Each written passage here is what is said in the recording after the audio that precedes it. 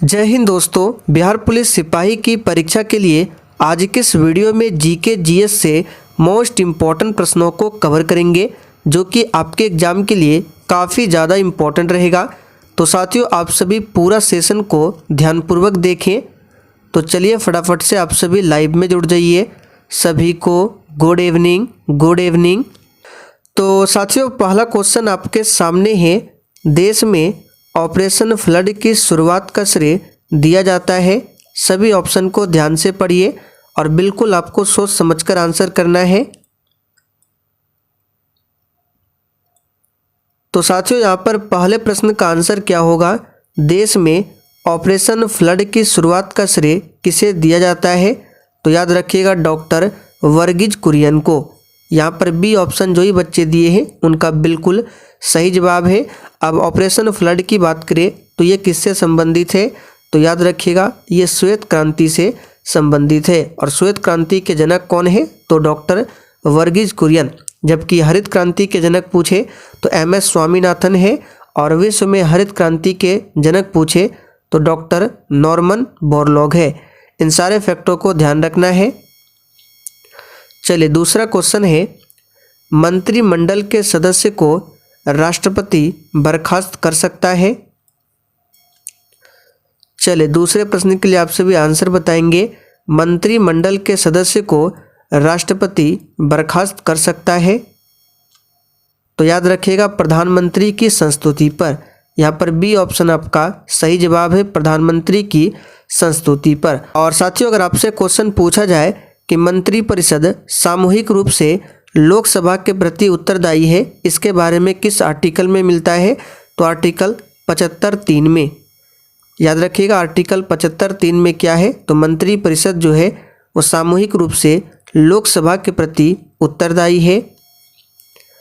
आगे देखिए, भारत में किसे न्यायिक समीक्षा का अधिकार प्राप्त है? चलिए, तीसरे प्रश्न के लिए आप सभी आंसर बताएंगे। भारत में किसे न्यायिक समीक्षा का अधिकार प्राप्त है? तो सिंपल क्वेश्चन है, हमने आपको बताया था शाम 7:30 बजे की क्लास में कि भारत में न्यायिक समीक्षा का जो अधिकार प्राप्त है उच्च न्यायालय और सर्वोच्च न्यायालय दोनों को प्राप्त है। यहाँ पर डी ऑप्शन आपका सही जवाब है। याद रखिएगा, उच्च न्यायालय और सर्वोच्च न्यायालय में। और ये जो न्यायिक समीक्षा है, अगर आपसे पूछा जाए कि विश्व में न्यायिक समीक्षा का विकास कहाँ पर हुआ था, तो अमेरिका में। आगे देखिए, राज्यसभा को किसके द्वारा भंग किया जा सकता है? चलिए, चौथे प्रश्न के लिए आप सभी आंसर बताएंगे। राज्यसभा को किसके द्वारा भंग किया जा सकता है? तो यहाँ पर चौथे प्रश्न का आंसर है इनमें से कोई नहीं। देखिए, राज्यसभा जो है ये एक अस्थायी सदन है और इसे भंग नहीं किया जाता है। राज्यसभा का जो सदस्य होता है प्रत्येक 2 वर्ष के बाद 1/3 सदस्य क्या होता है? निर्वाचित होता है, यानी निर्वासित हो जाता है। और फिर से 1/3 नए सदस्यों का चुनाव होता है। तो याद रखिएगा, राज्यसभा का सदस्य प्रत्येक 2 वर्ष के अंतराल में क्या होता है? तो 1/3 सदस्य निर्वाचित होते हैं। और लोकसभा की बात करें तो लोकसभा का कार्यकाल 5 वर्षों का होता है। आगे देखिए, एक नागरिक के मौलिक कर्तव्य में शामिल है। तो इम्पोर्टेंट क्वेश्चन है, एक नागरिक के मौलिक कर्तव्यों में क्या शामिल है? तो याद रखिएगा, संविधान, राष्ट्रीय ध्वज एवं राष्ट्रीय गान के प्रति श्रद्धा। आगे देखिए, राष्ट्रपति के चुनाव में विवाद का मामला संदर्भित किया जाता है। ये सारे क्वेश्चन बहुत ही सिंपल है क्योंकि इन सभी प्रश्नों को हमने शाम 7:30 बजे की क्लास में किया है, जो कि मेरे दूसरे चैनल पर चलता है, दिवाकर स्टडी IQ चैनल पर। उस चैनल का लिंक मैं डिस्क्रिप्शन बॉक्स में दे दूंगा। और अभी उस चैनल पर क्लास बंद है। अब जो क्लास स्टार्ट होगा उस चैनल पर, याद रखिएगा, डायरेक्ट 21 तारीख को, यानी 20 तारीख आपका छठ समाप्त होता है, तो 21 तारीख से उस चैनल पर भी क्लास स्टार्ट हो जाएगा। तो राष्ट्रपति के चुनाव में विवाद के मामले को संदर्भित किया जाता है किसको? तो याद रखिएगा, सर्वोच्च न्यायालय को।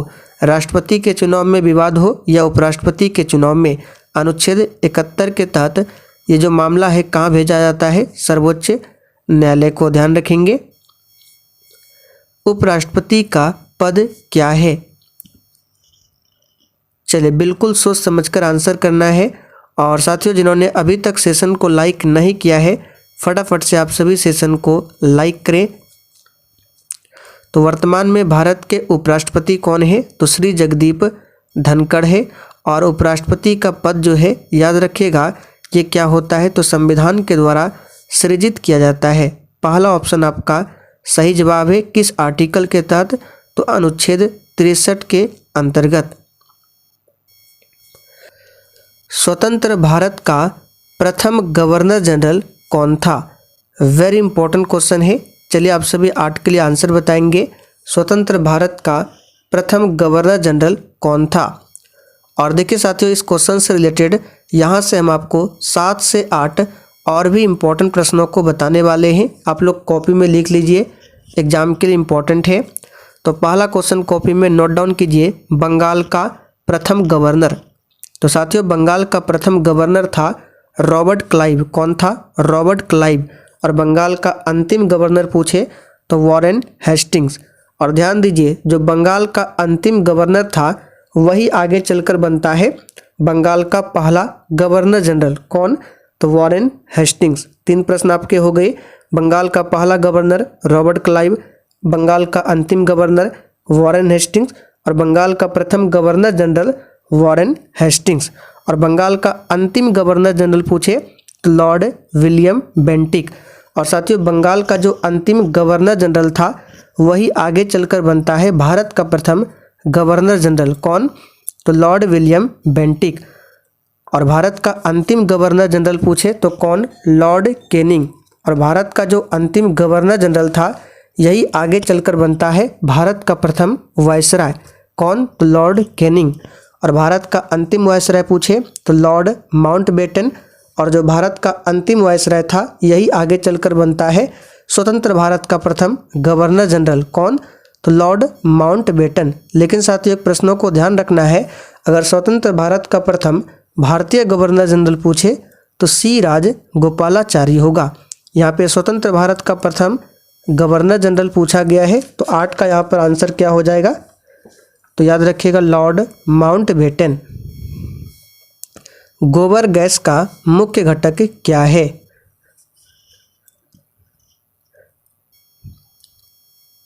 तो सिंपल क्वेश्चन है, गोबर गैस का मुख्य घटक हो जाएगा मीथेन। यहाँ पर पहला ऑप्शन आपका सही जवाब है। और ध्यान दीजिए, एसिटिन और एथिलीन ये जो है क्या है? तो फलों को पकाने वाला गैस है। लेकिन ये जो एसिटिलीन है इसका इस्तेमाल होता है प्राकृतिक रूप से फल को पकाने में, और एथिलीन जो है इसका इस्तेमाल होता है कृत्रिम रूप से फल को पकाने में। दोनों को ध्यान रखेंगे। मीथेन को मार्स गैस भी कहा जाता है। भारत का संविधान अंगीकृत हुआ और अस्तित्व में कब आया? चलिए 10 के लिए आप सभी आंसर बताएंगे। भारत का जो संविधान है ये अंगीकृत कब हुआ और कब अस्तित्व में आया? तो 26 नवंबर 1949 को अंगीकृत हुआ, यानी बनकर तैयार हुआ। और 26 जनवरी 1950 को अस्तित्व में आया, यानी कि लागू हुआ। भारत के संविधान को किसने अंगीकृत किया था? चलिए 11 के लिए आंसर बताएंगे। और साथियों, आज के सेट में टोटल 40 क्वेश्चन है, और इस 40 में से कम आपको 35 प्रश्नों के सही आंसर करना है। तो भारत के संविधान को किसने अंगीकृत किया था? तो याद रखिएगा, संविधान सभा में भारत की जनता के प्रतिनिधियों ने। संविधान बनने में संविधान सभा ने समय लिया। ये तो सिंपल क्वेश्चन है, 2 वर्ष 11 माह 18 दिन। संविधान के अनुच्छेद 352 के अंतर्गत आपातकाल में भी कौन सा मौलिक अधिकार निलंबित नहीं किया जा सकता है? तो आर्टिकल 352 में क्या है? तो राष्ट्रीय आपात है। 356 में क्या है? राष्ट्रपति शासन। और 360 में वित्तीय आपात। तो संविधान के आर्टिकल 352 के अंतर्गत जो आपातकाल लगता है इसमें कौन सा मौलिक अधिकार निलंबित नहीं किया जा सकता है? तो याद रखिएगा, जीवन का अधिकार। और आर्टिकल पूछे तो 2 आर्टिकल है 20 और 21। या आपातकाल की स्थिति में भी ये निलंबित नहीं होता है। मौलिक अधिकार किस प्रकार निलंबित किए जा सकते हैं? देखिए, मौलिक अधिकार को आपातकाल की स्थिति में निलंबित किया जा सकता है परंतु समाप्त नहीं किया जा सकता है। इस बात को आप लोग ध्यान रखेंगे। यहाँ पर सही जवाब है यदि राष्ट्रीय आपातकाल के समय राष्ट्रपति इस हेतु आदेश जारी करते हैं तो मौलिक अधिकार क्या हो सकता है? निलंबित हो सकता है। कौन लोकसभा को इसकी अवधि के समाप्त होने के पूर्व भंग कर सकता है?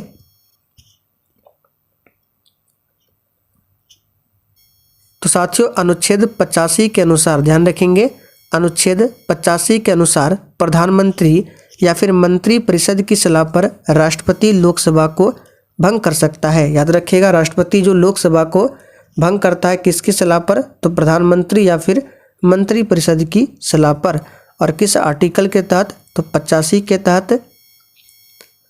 राज्य के राज्यपाल अपने कार्यों हेतु उत्तरदायी है।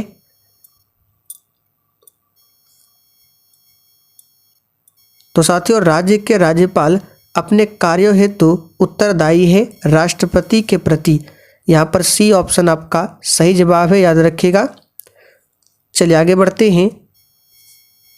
निम्न में से कौन न्यायपालिका का कार्य नहीं है?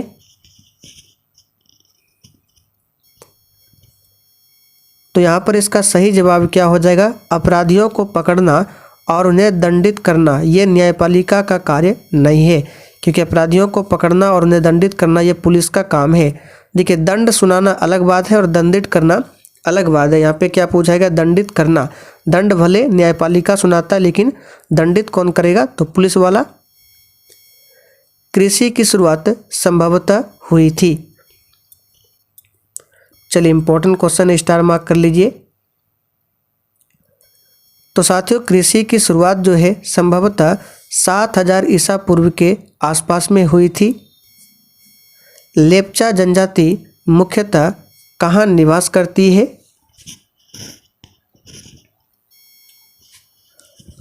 तो प्यारे साथियों, लेप्चा जनजाति जो है ये मुख्यतः सिक्किम में निवास करती है, याद रखिएगा।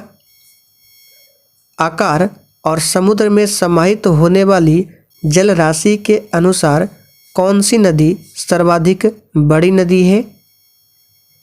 तो सिंपल क्वेश्चन है, अमेजन होगा। और लंबी नदी पूछे तो नील नदी है। निम्न में से किस समकालीन ब्राह्मणवादी विश्वास में बुद्ध ने पूर्ण आस्था व्यक्त की थी? यहाँ पर 21 का सही जवाब है कर्म के सिद्धांत के आधार पर। यहाँ पर बी ऑप्शन आपका सही जवाब है, कर्म का सिद्धांत, याद रखिएगा। हमारे देश के किस राष्ट्रपति ने सियाचिन ग्लेशियर का प्रथम बार दौरा किया? और देखिए, जिन्होंने अभी तक सेशन को लाइक नहीं किया है फटाफट से आप सभी सेशन को लाइक करें। तो साथियों, यहाँ पर 22 का सही जवाब है B option, doctor APJ Abdul Kalam, जिन्हें मिसाइल मैन के नाम से भी जाना जाता है। डॉक्टर VV गिरी भारत के चौथे राष्ट्रपति थे, पूछा जाता है। और नीलम संजीव रेड्डी जो है एकमात्र राष्ट्रपति थे जो निर्विरोध चुने गए थे। शिक्षा जो मूलतः राज्य का विषय था समवर्ती सूची में स्थानांतरित किया गया।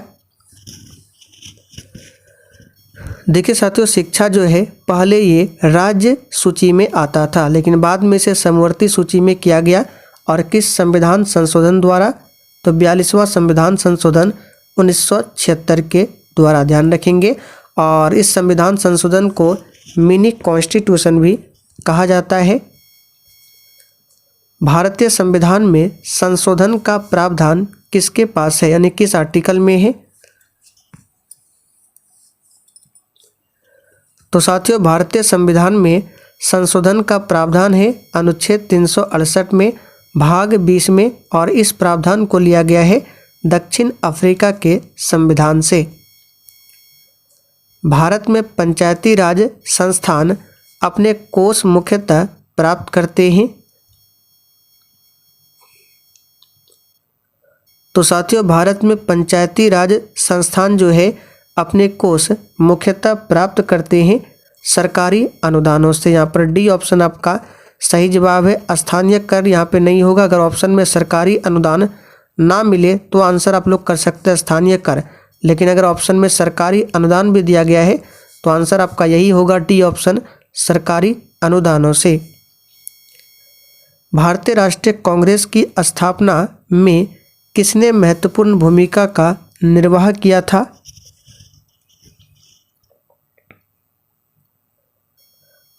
तो ये किसने किया था? Doctor A.O.. ह्यूम ने। इन्होंने ही 28 दिसंबर 1885 को भारतीय राष्ट्रीय कांग्रेस की स्थापना की थी और इसके प्रथम अध्यक्ष बने थे W.C. बनर्जी। प्रथम अधिवेशन कहाँ पर हुआ था? बम्बई में हुआ था। और स्थापना जो है किसके समय में? तो लॉर्ड डफरिन के समय में। इनकलाब जिंदाबाद का नारा किसने दिया था? और साथियों इसका PDF आपको टेलीग्राम पर मिल जाएगा। टेलीग्राम का लिंक इसी वीडियो के नीचे डिस्क्रिप्शन बॉक्स में है। तो इनकलाब जिंदाबाद का नारा किसने दिया था? तो यहाँ पर इसका सही जवाब है भगत सिंह ने। किसने दिया था? भगत सिंह ने। लेकिन ये जो नारा है इनकलाब जिंदाबाद, इस शब्द दिया था मोहम्मद इकबाल ने। मोहम्मद इकबाल ने इनकलाब शब्द दिया था, लेकिन नारा दिया था भगत सिंह ने। निम्न में से केन्या की राजधानी कहाँ पर है? तो सिंपल क्वेश्चन है, नैरोबी जो है केन्या की राजधानी है। लीमा ये पेरू की राजधानी है। बेरूत लेबनान की राजधानी है। मनीला फिलीपींस की राजधानी है, याद रखिएगा। और मनीला में ही अंतर्राष्ट्रीय चावल अनुसंधान संस्थान है और राष्ट्रीय चावल अनुसंधान संस्थान उड़ीसा के कटक में है। मनीला में ही एडबी का भी हेडक्वार्टर है, एशियन डेवलपमेंट बैंक का। नैरोबी में किसका हेडक्वार्टर है? तो UNEP का हेडक्वार्टर है नैरोबी में।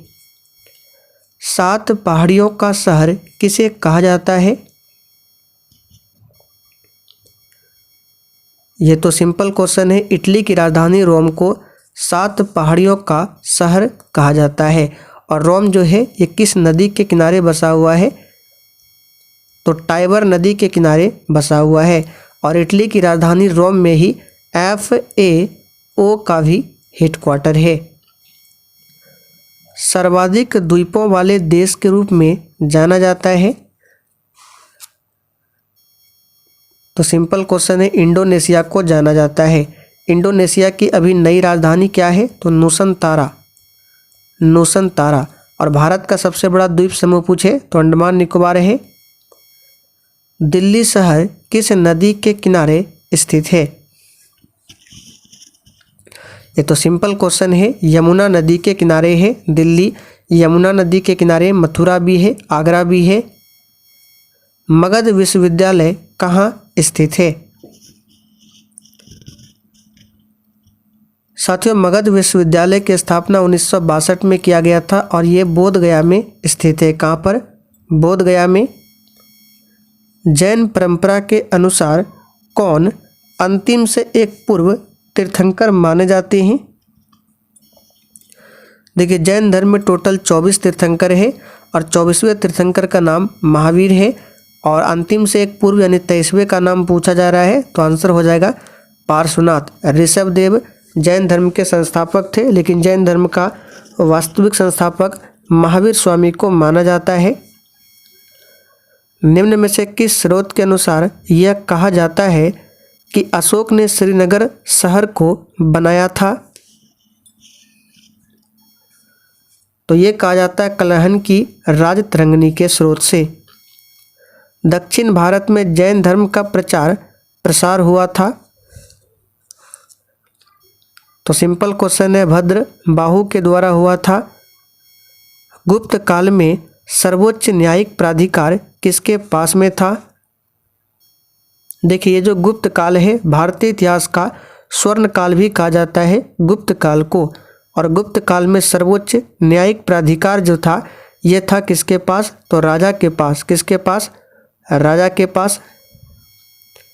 अकबर के शासन काल में विद्वानों के एक समूह ने महाभारत का संस्कृत से फारसी भाषा में अनुवाद किया, इस फारसी संस्करण को क्या कहते हैं?